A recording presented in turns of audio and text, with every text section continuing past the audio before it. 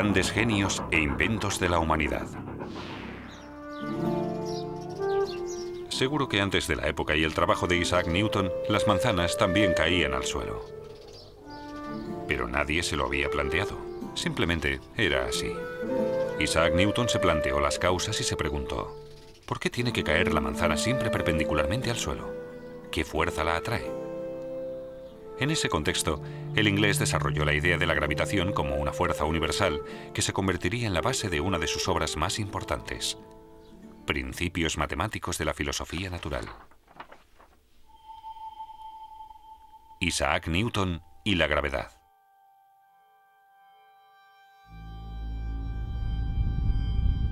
Los movimientos de los astros siempre han fascinado al hombre.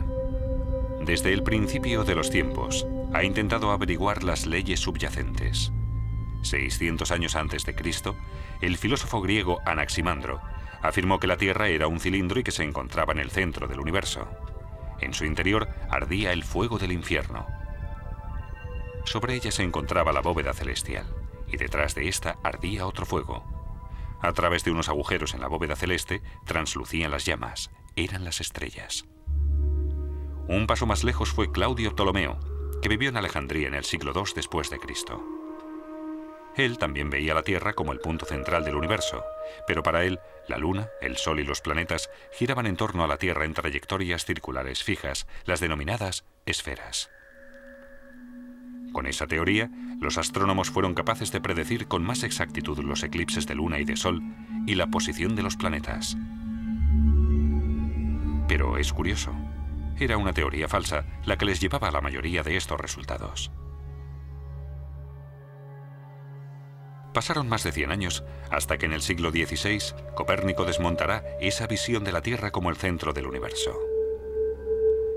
El canónigo polaco afirmó que los planetas giraban en torno al Sol y entre estos planetas, la Tierra. Pero no fue capaz de demostrar su teoría.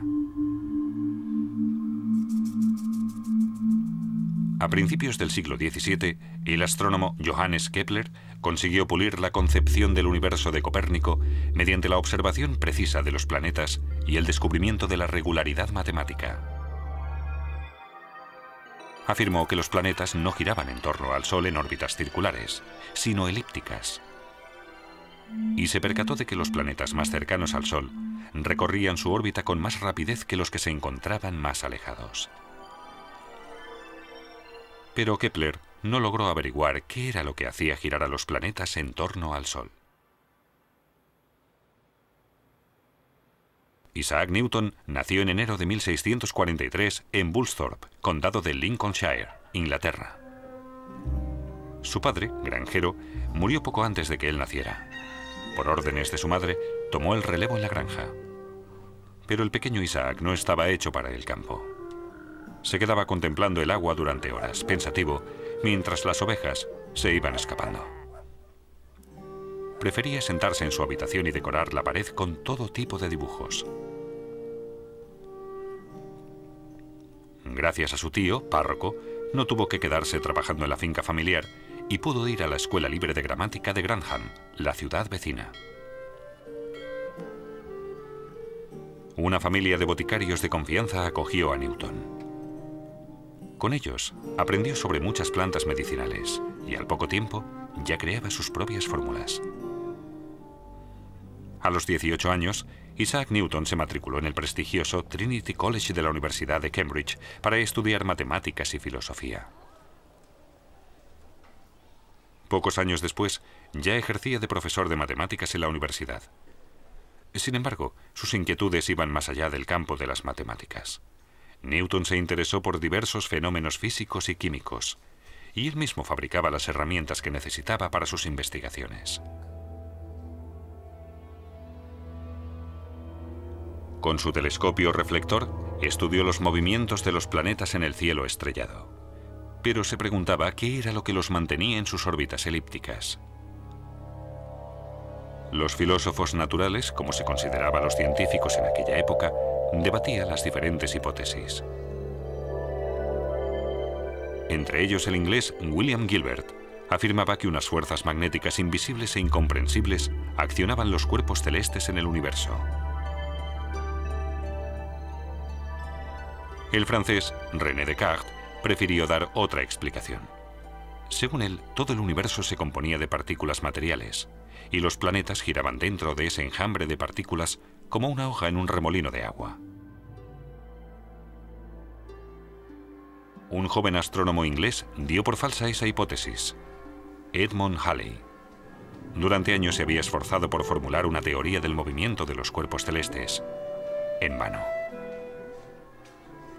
En agosto de 1684, Halley viajó a Cambridge. Allí coincidió con Isaac Newton, de 41 años, y pensó esperanzado que quizás aquel prestigioso profesor de matemáticas sabría algo más y podría ayudarle. Halley hablaba de una fuerza central que situaba los planetas en su órbita. Eso no era nuevo para Newton. Hacía muchos años, cuando estudiaba, Newton se había hecho cargo de la misma cuestión.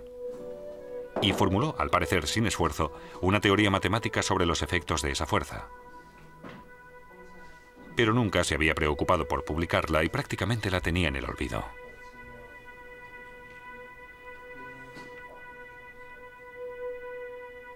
Halley vio la relevancia del trabajo de Newton y le empujó a compilar todas sus teorías en una gran publicación científica.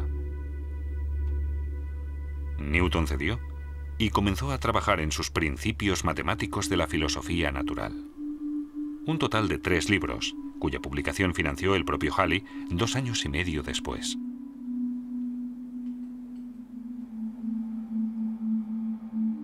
Newton formuló, entre otras, las 3 leyes que hasta hoy constituyen las bases de la mecánica. Esta es la primera ley. Todo cuerpo permanece en su estado de reposo o de movimiento rectilíneo uniforme, a menos que otros cuerpos actúen sobre él.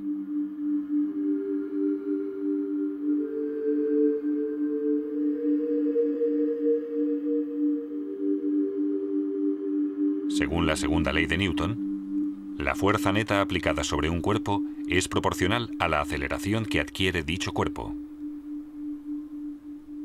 La constante de proporcionalidad es la masa del cuerpo. Y la tercera es la ley de acción-reacción.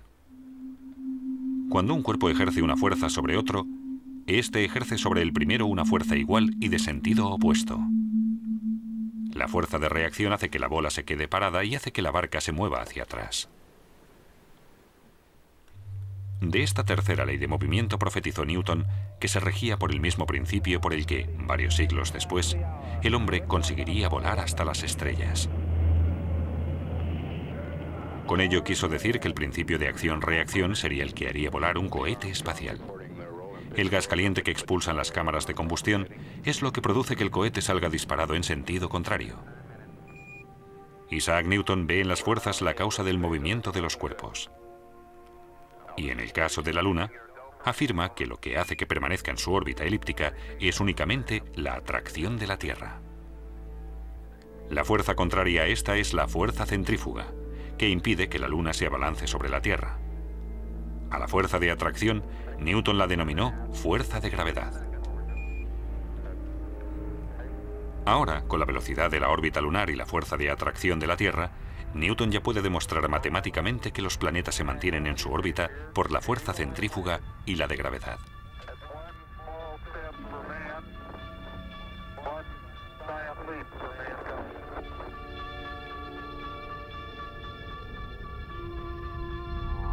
Pero Newton aún no está satisfecho. Y se plantea, si la fuerza de gravedad terrestre atrae la Luna a la Tierra, ¿no podría también la fuerza de gravedad del Sol mantener a la Tierra en su órbita elíptica y la de Júpiter a sus satélites? De ser así, la fuerza de gravedad sería una propiedad común de los cuerpos masivos, aplicable a los movimientos de todos los cuerpos celestes.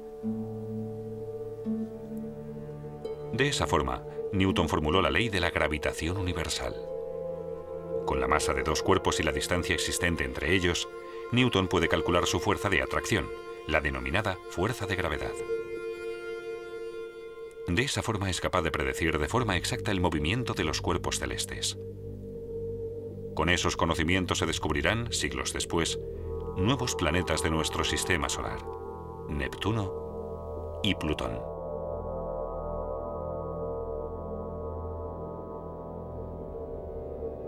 Con la ley de la gravitación de Newton se corrobora matemáticamente la concepción del mundo de Copérnico. Y por fin, se despejan las dudas sobre la Tierra. La manzana cae siempre perpendicularmente al suelo por la fuerza de gravedad y llega al suelo más rápido que una pluma debido a la resistencia del aire. Con el principio de la fuerza de gravedad, Newton también consigue explicar las mareas, alta y baja. Lo que influye sobre el nivel del mar es la fuerza de gravedad de la Luna. Hasta hoy, la ley de la gravitación de Newton constituye los pilares de la física clásica. Pero a principios del siglo XX llegaron Albert Einstein y su relatividad. El trabajo de Einstein revolucionó nuestra imagen del universo. El físico alemán desmontó la teoría de Newton que afirmaba que el espacio y el tiempo eran independientes uno de otro. Fue más lejos en sus escritos y afirmó que la gravedad influye en el transcurso del tiempo. En un planeta mayor y más pesado, el tiempo transcurre más despacio que en uno más pequeño y ligero. Newton describió la gravedad como una fuerza entre dos cuerpos. Einstein la percibe como una propiedad capaz de alterar el espacio y el tiempo. La gravedad de Einstein no solo afecta a los cuerpos, también tiene influencia sobre las ondas electromagnéticas y, por tanto, sobre la luz.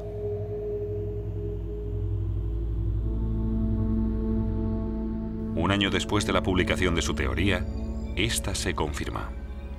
Durante el eclipse de Sol del año 1919, los astrónomos observaron que un rayo de luz de una estrella lejana, como Einstein había augurado, se desvió sobrepasando el Sol.